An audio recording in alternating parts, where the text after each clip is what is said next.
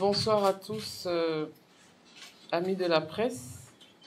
Ce jour, dimanche 10 avril 2022 à 17 h, est close la phase de dépôt des candidatures au scrutin du 23 avril 2022. Les élections prévues pour le 23 avril 2022 à Yamoussoukro sont de deux types. D'une part, un scrutin uninominal pour la désignation du président, du vice-président et des 12 membres de la commission de gouvernance, d'audit et de conformité. D'autre part, un scrutin de liste pour la désignation du président de la Fédération ivoirienne de football et de son équipe, le tout constituant le comité exécutif. En ce sens, le comité de normalisation, qui fait office de commission électorale, a enregistré 107 dossiers de candidature se répartissant comme suit. Au poste de président de la commission gouvernance et conformité, 6 candidatures enregistrées. Ce sont celles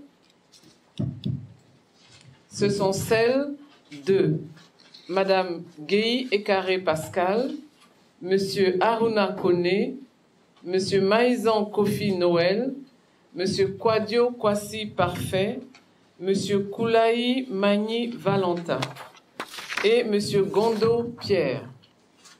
Au poste de vice-président de la commission de gouvernance, d'audit et de conformité, 3 candidatures.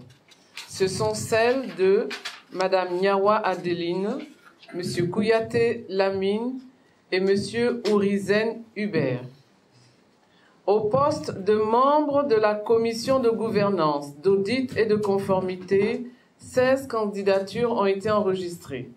Ce sont celles de Monsieur Meïté Mamadou, Monsieur Ala Yao Afeli, Monsieur Brahima Diomandé, Monsieur Koutoua Olivier Anno, Monsieur Bekoin Brou Paul, Monsieur Traoré Souleymane, Monsieur Cabran Animako Lazare, Monsieur Conan Barthélémy, Madame Touré épouse Silué Mariam, Monsieur Jean-Michel Daignan, Madame Ouattara, Monsieur Ouattara Marcelin, Monsieur Ouattara Lamine, Monsieur Eora Saint-Jean-de-Dieu, Madame Domoro Zayed Monique André, Monsieur Pongatier Mohamed Sanogo.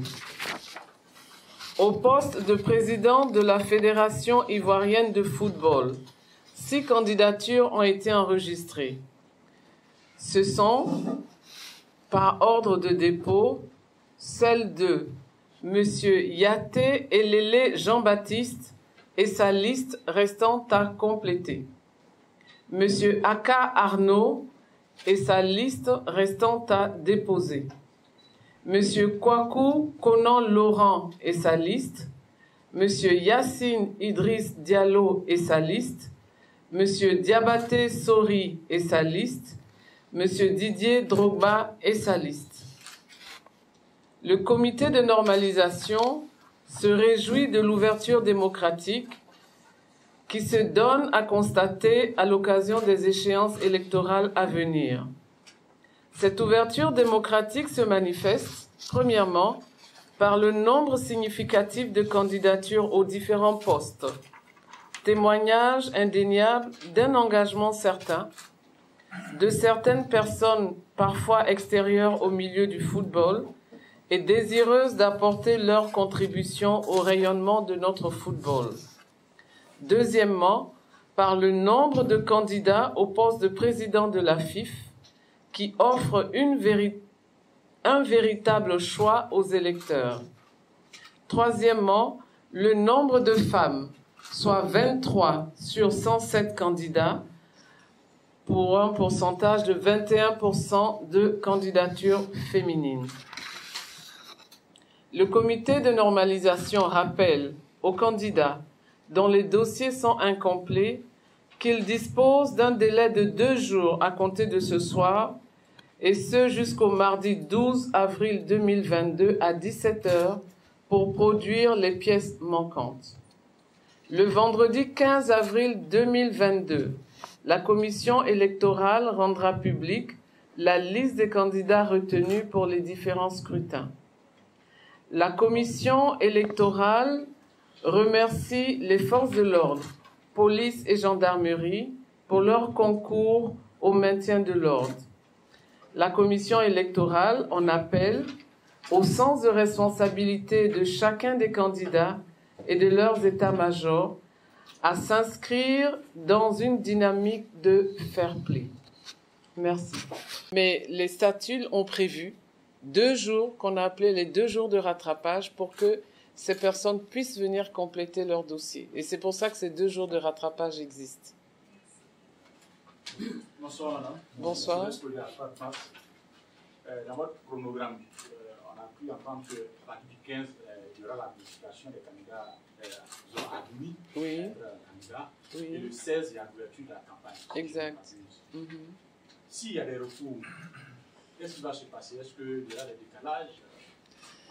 Non, le recours ne suspend pas. Le recours n'est pas suspensif du processus. Quand le recours est fait, la commission se réunit, elle prend une décision avant, évidemment, la fin du processus, mais le recours n'est pas suspensif. La campagne continuera jusqu'à ce que décision ait été prise par la commission électorale. Ma question est de savoir, est-ce que dans le processus, il est prévu un recours en la matière? Ok. Il est prévu ceci pour cette élection. La commission électorale, donc le comité de normalisation, tient lieu de commission électorale et en même temps de commission de recours. Donc elle siège en premier et dernier ressort. Est-ce que vous pensez pouvoir être prête à organiser ces élections le 23 avril, effectivement? Nous sommes prêts. Je pense qu'il y a plus de questions. Voilà. Un mot de fin. Le mot de fin, c'est qu'on en appelle aux candidats et on en appelle aussi, on en appelle à vous, amis journalistes, pour qu'on puisse montrer un autre visage des élections en Côte d'Ivoire, que ce soit des élections qui s'inscrivent vraiment dans le fair play. Il faut qu'une bonne fois pour toutes, on sorte des élections qui se créent dans une ambiance de guerre fratricide, etc. Allons aux élections de façon apaisée, regardons les hommes, regardons les idées, mais évitons d'en rajouter. Parce que c'est une image de la Côte d'Ivoire aussi qu'on montre. Et il faut montrer une image de la Côte d'Ivoire qui est responsable et qui est sereine vis-à-vis de chaque élection. Voilà, c'était mon mot de la fin. Merci beaucoup, Madame la Présidente.